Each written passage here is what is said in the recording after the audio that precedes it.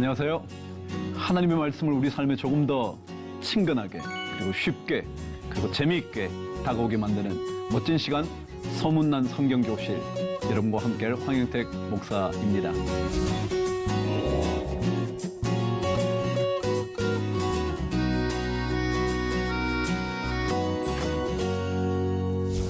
네, 오늘 우리 세 번째 벌써 시간이네요. 드디어 본격적인 기적의 이야기 여러분과 함께 나누게 될 거예요. 여러분 잘 알고 계시죠? 가나의 혼인잔치에 물이 포도주로 바뀐 기적이요. 누가 정말 그렇게 만들 수 있을까요? 마술사들이 혹시 그렇게 할 수 있을까요? 정말 수많은 양의 물을 포도주로 만들 수 있는 그런 일이 있을까요? 사람은 할 수 없어서 그곳에서 주님께서 기적을 일으키신 사건, 그게 가나의 혼인잔치 이야기 아닌가요?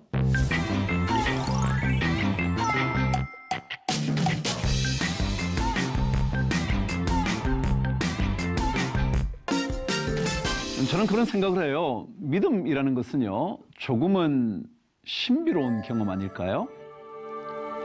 일상의 이야기만을 믿음의 사건이라 말하기는 쉽지 않을 거예요. 무언가 상상할 수 없는 일, 무언가 내 삶에 생각지 못했던 일들이 벌어지는 일, 그리고 그것이 내 힘이 아닌 어떤 초자연적인 힘, 그것이 이루어질 때 우리는 믿음의 사건으로 이해할 수 있게 되지 않을까 싶어요. 이성적인 생각이요? 그 정도 가지고만 얘기한다면 논리의 세계에 사는 거겠죠. 그것은 믿음의 세계가 아닐 겁니다. 여러분 혹시 이런 찬송가를 불러보셨나요? 저장미꽃 위에 있을, 아마 기억하실 텐데요. 그 가사가 마지막 부분에 참 멋지게 끝이 나요. 저는 그래서 그 가사를 참 좋아해요. 우리 서로 받은 그 기쁨은 알 사람이 없도다. 그래서 알 수 없대요. 저와 주님과 나누었던 그 기쁨은 다른 사람은 모른다요. 말을 해도 그 말도 안 되는 얘기 하지 마. 그래서 도저히 그 사람들이 이해하지 못하는 거예요. 그런데 그런 기쁨이 있다고요. 믿음을 가지면 그런 기쁨이 자꾸 생겨난다고요. 생각하지 못했던 기쁨 말이죠. 오늘 요한복음 2장의 가나의 혼인잔치 이야기에는 이렇게 시작이 됩니다. 그 중에 한 구절을 제가 여러분에게 읽어드릴 테니까 이 구절을 가지고 한번 먼저 묵상해 보시죠. 연회장은 물로 된 포도주를 맛보고도 어디서 났는지 알지 못하되 물 떠온 하인들은 알더라. 그랬어요. 남들은 몰라요. 이게 어디서 어떻게 됐는지 모르는 거예요. 말해주면 알 수 있을까요? 그래요. 예수 그리스도, 그분이 누군지는 모르지만 예수가 이렇게 하라 그래서 했더니 이렇게 됐어 라고는 했지만, 그러나 정말 우리는 알지 못하는 사건이에요. 그런데 하인들은 그 과정 하나하나를 다 알고 있었어요. 그들의 마음속에 어떤 신비함이 있지 않았을까요? 아니, 어떻게 그럴 수 있지? 그 물이 어찌 가져간 이후에 따르기 시작할 때마다 그것이 다 포도주가 됐지? 그들은 무언가 신비한 경험을 하게 됐을 거예요. 그래서 믿음이라는 것은 바로 신비의 경험일 거예요. 신비로운 경험이죠. 이 경험을 해보지 않고는 믿음의 삶을 살았다 말할 수 없을 거예요. 왜요? 논리적인 절차에 따라, 이성적인 결과에 따라 추론에 의해서 마지막 결론을 얻어낸다?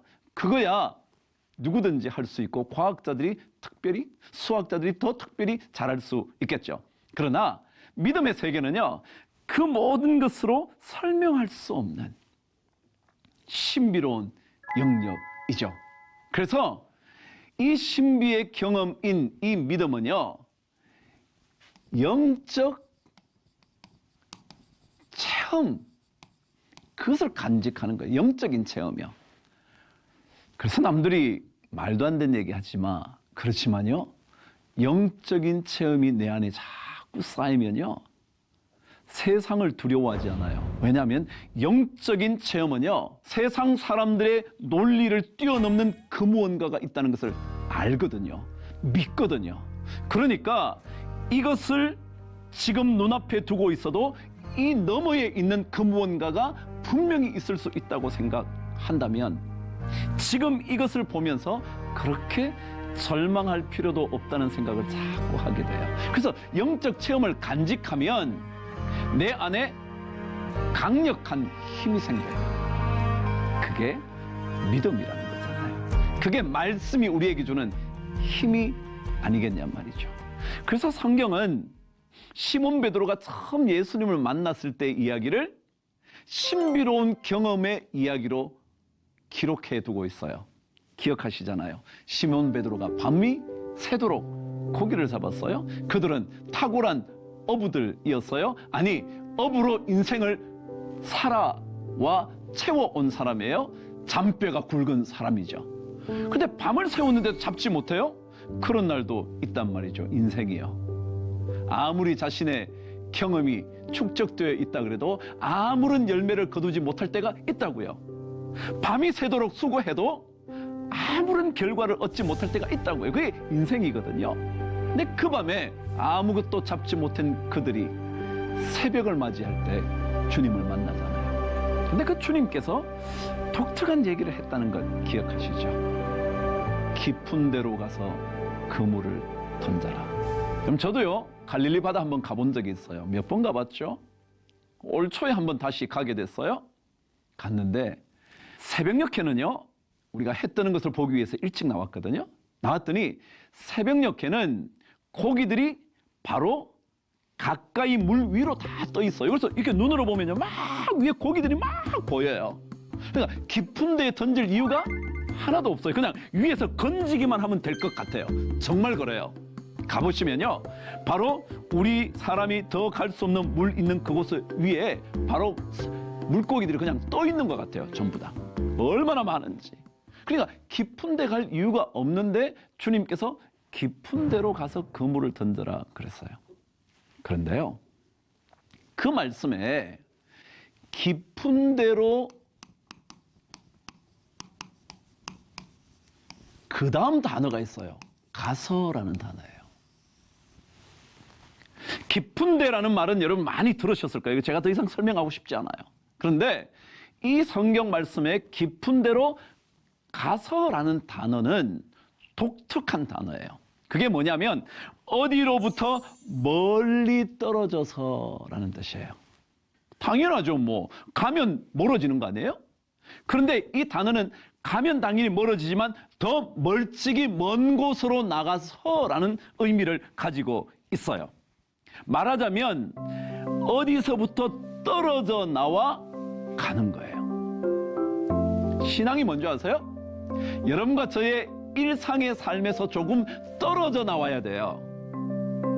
그 경험이 있어야 된다고요. 말하자면 바쁜 와중에 여러분의 자리가 기도의 자리로 만들어 보는 거예요. 그러면 그것은 어디로부터 떨어져 나온 거예요. 다 우리 바쁘죠 뭐. 근데 잠시 쉴 때요, 누군가는 여러분이 하나님을 만나는 떨어져 나가 있는 그 공간에서 기도하는 거예요. 그게 영적인 경험을 해보는 거예요. 왜냐하면 성경은 깊은 데로 가야 된다 그러거든요. 간다는 말은 말씀드린 것처럼 어디로부터 떨어져 나와라는 뜻이에요. 떨어져 나오는 거예요. 가정에서도요, 주부들이라면 가정일을 돌보지 않겠어요? 근데 그 가정일을 돌보는 그때 그 가정일로부터 잠시 떨어져 나와서 하나님을 만나는 시간, 하나님의 말씀을 묵상하는 시간, 이게 영적인 체험을 할 수 있는 거예요. 생각지 못한 일들을 경험하는 거죠. 말하자면 밤을 새도록 잡았지만 잡지 못했던 것이 그물이 찢어질 만큼 잡게 되는 것, 그런 경험을 하는 거예요. 그래서 떨어져 나오는 게 중요해요. 그게 신비한 경험, 영적인 경험이라는 거예요. 근데 우리는 그 삶의 자리에서 잠시 하나님을 만날 수 있는 시간을 갖지를 못하는 거예요. 떨어져 나오지를 못하는 거예요. 일에 너무 치여서.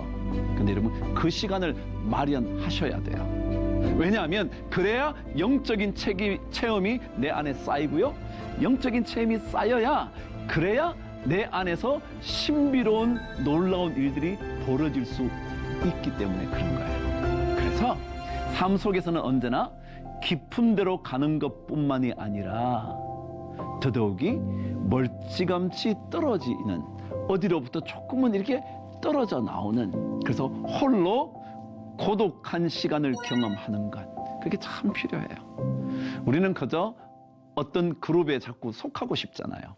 떨어져 나오면 자기 혼자 소외되는 것 같잖아요.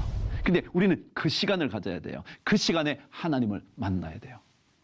그렇게 되면 그 깊은 곳에 담겨져 있는 하나님의 보화가 우리의 것으로 길어지게 돼요. 그게 바로 시몬 베드로가 예수 그리스도를 만났던 첫 번째 내용이에요. 여러분과 제 안에 이 영적인 체험이 이루어지기 위하여 깊은 곳으로 가보는 그것이 우리에게 필요하지 않을까. 여러분과 제가 살고 있는 일상의 삶으로부터 조금은 떨어져 나오는, 그래서 잠시라도 하나님의 이름을 부르고요, 하나님의 이름을 묵상하고요, 하나님의 이름을 송축하고요, 그때 생각지 못했던 일들이 일어나는 기적을 우리는 경험하는 거죠. 그 일을 여러분들께서 경험해 보시게 되기를 바랍니다. 자, 드디어 잔치가 벌어집니다. 한참 흥이 올라가기 시작합니다. 고조되기 시작합니다. 흥이 고조되는데 포도주가 떨어진 겁니다. 포도주는 기쁨의 상징이거든요. 기쁨이 끝나버렸단 말이죠. 기쁨이 끝난 그 순간에 어떻게 해야 될 건가 말이죠. 저는 그 말씀을 읽을 때마다 그런 거예요. 여러분과 제 삶에도요, 기쁨이 끝나는 순간이 있어요. 기뻤는데, 좋았는데, 기쁨이 진짜 최고조까지 올라왔다고 생각했는데 갑자기 끝이 나버리는 거예요. 이거 어떻게 해야 되죠? 그 기쁨을 더 누리고 싶은데 누릴 수 없는 거예요. 그때 어떡할 거냐 말이죠. 그때 어떡할 거냐.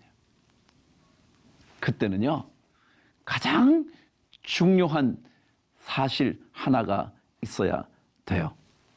그 기쁨이 끊어진 순간에 어떻게 해야 될 건가? 어떻게 해야 될 건가? 오늘 성경은 주님께서 이렇게 말씀하세요. 자, 들어보실래요? 그의 어머니가 하인들에게 이르되 너희에게 무슨 말씀을 하시든지 그대로 하라 그랬어요. 그분이 무슨 말씀을 하시든지 그대로 하라. 잘하는 얘기 같지만요, 한번 잘 생각해 보세요. 그 당시 하인들은요, 여기에 하인이라고 되어 있는 하인은요, 집안의 종이 아니에요. 그 잔치를 위하여 도와주러 왔던, 요즘 말로 하면 도우미들이에요. 그 도우미는 주인의, 다시 말하면 그를 고용해준 그 연회장의 말을 들어야지 다른 사람의 말을 들을 수 없어요. 그러니까 예수님께서 무슨 말을 하든지 그대로 하라 그러면 그 말을 들을 수가 없어요. 왜냐하면 그 사람이 누군지도 모르는데 그 사람 얘기를 들을 수 없잖아요. 만일 예수가 연회장이라면 그 말을 들을 거예요. 근데 그 연회장도 아닌 사람의 말을 들을 수가 없거든요. 근데 들어야 한다는 거예요. 그래서 하인들에게는 말할 게 많아요. 당신이 누군데? 당신이 뭘 할 수 있는데? 라고 말할 수 있을 거예요. 더더욱이 그 하인들은 예수님의 기적을 한 번도 본 적이 없어요. 당연하지 않아요? 여러분, 이 기적이 예수님의 첫 번째 기적이라 그러지 않나요?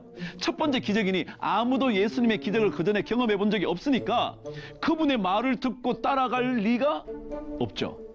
경험을 몇 번 했다면야 예수님께서 이거 할래? 그럼 당연히 하죠. 왜요? 지난번 경험이 있으니까. 근데 그런 게 없는 거예요. 그러니까 자꾸 하인들에겐 말하고 싶은 거예요. 말하고 싶은 거예요. 그래서 뭐라고요?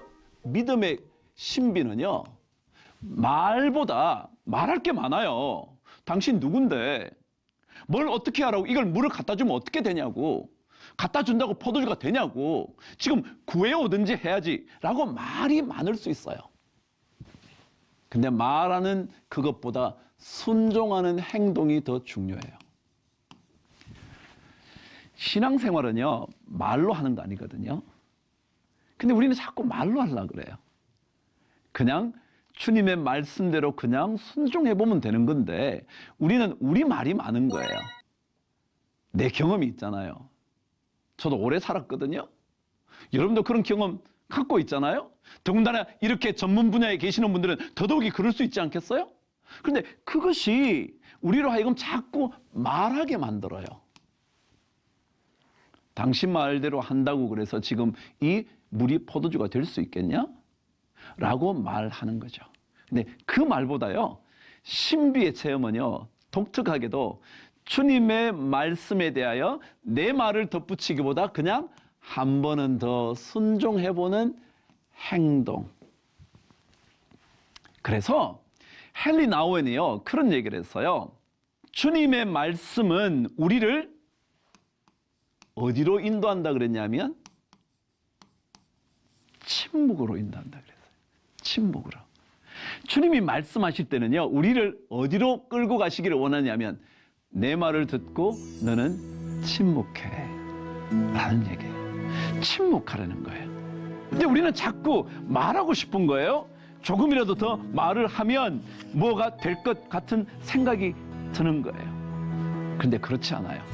오히려 침묵할 때 더 놀라운 일들이 벌어져요. 성경 그렇게 말하지 않나요?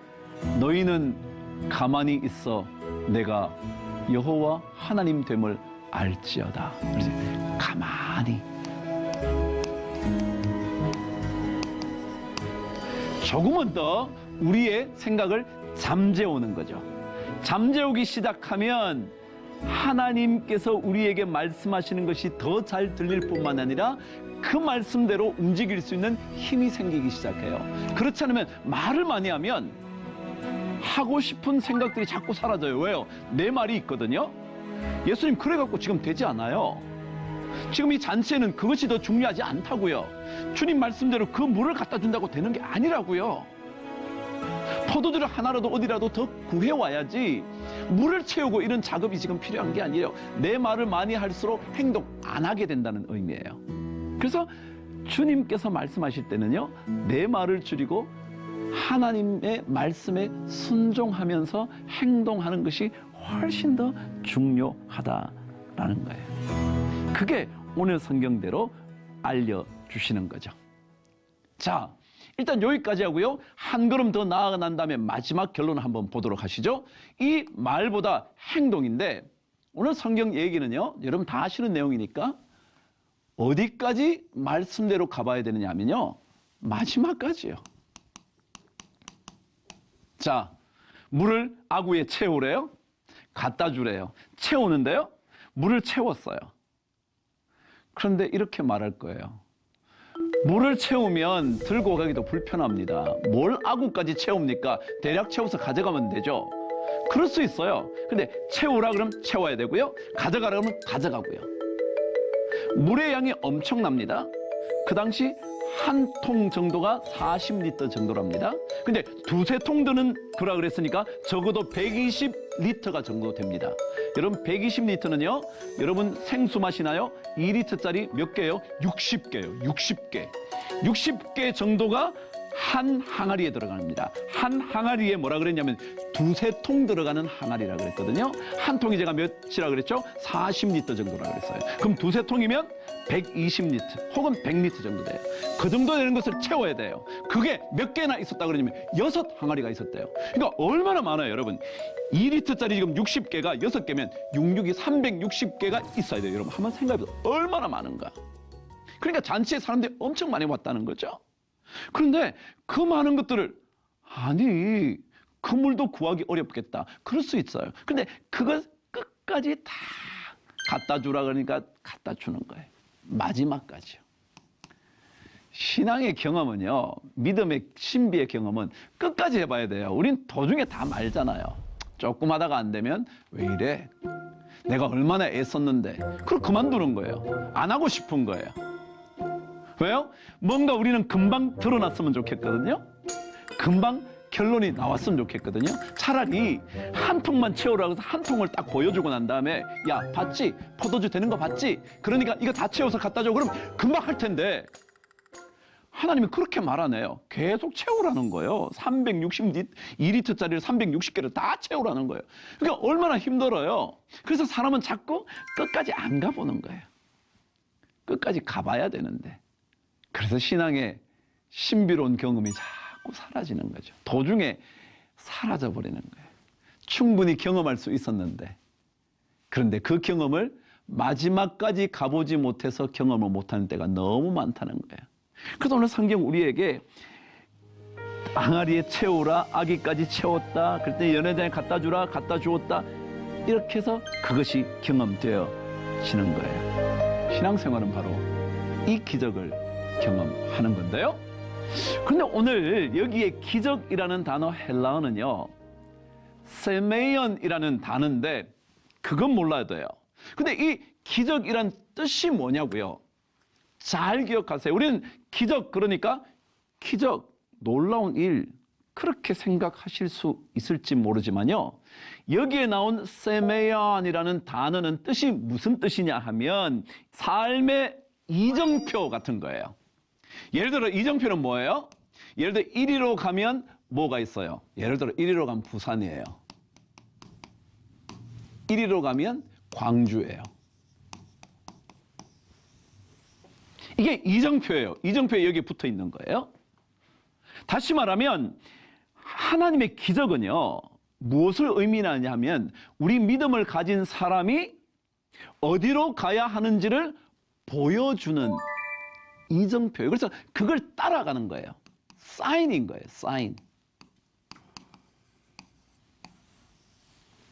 하나님의 기적은 우리로 하여금 어디로 가야 하는지 보여주는 사인이에요. 아, 너 절로 가면 돼.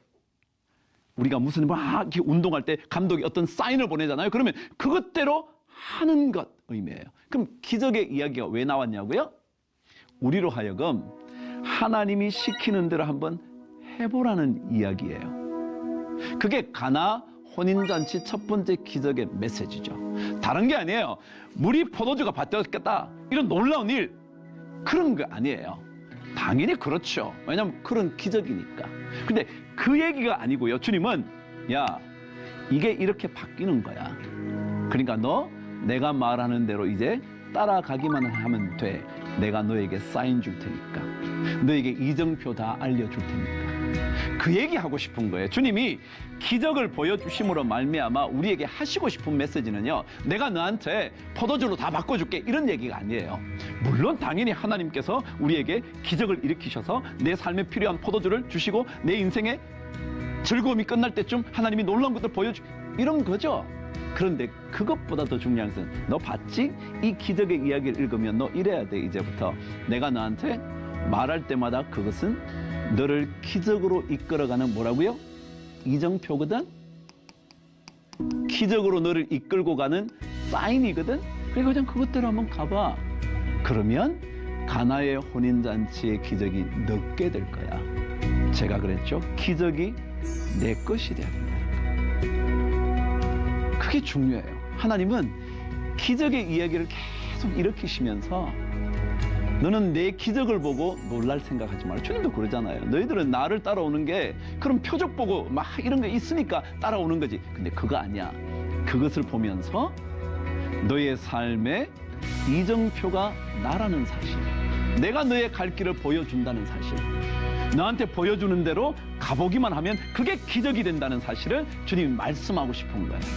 그래서 우리는 주님께서 보여주신 이 기적의 얘기를 쭉 읽다가 그래, 주님 말씀은 내 삶에 가야 할 이정표가 되시고 내 삶을 이끌어 가시는 사인, 그게 된다는 것을 확실하게 고백하면, 그러므로 인하여 삶이 가면 갈수록 기적을 경험하게 되는 그 일, 그것 때문에 주님께서 가나의 혼인잔치의 첫 번 기적을 보여주시는 거죠.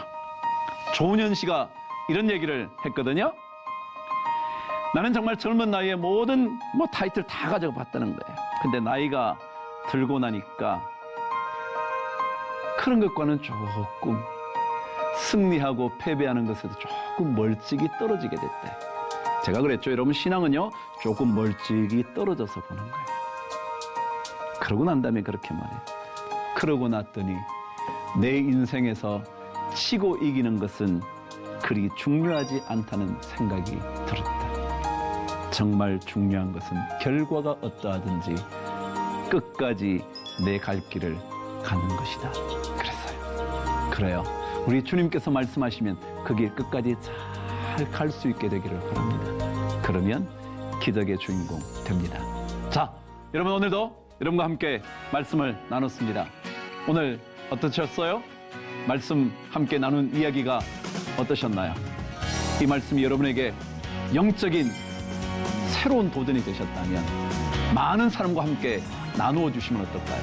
정말 소문도 내주시고요, 공유해 주시고, 또 궁금하시다면 유튜브 영상으로 올라가게 되니까 댓글로 질문을 잘 남겨주시면 저도 또한 최선을 다해서 여러분에게 알려드리도록 할게요. 다음 시간 또다시 가나의 혼인잔치의 또 다른 측면들을 또 보게 될 거예요. 얼마나 놀라운 이야기들이 많이 담겨져 있는지 여러분 혹시 만날 수 있게 되면 좋을 것 같아요. 우리 다음 시간 행복한 시간 보내시고 다시 뵙도록 하겠습니다. 안녕히 계십시오.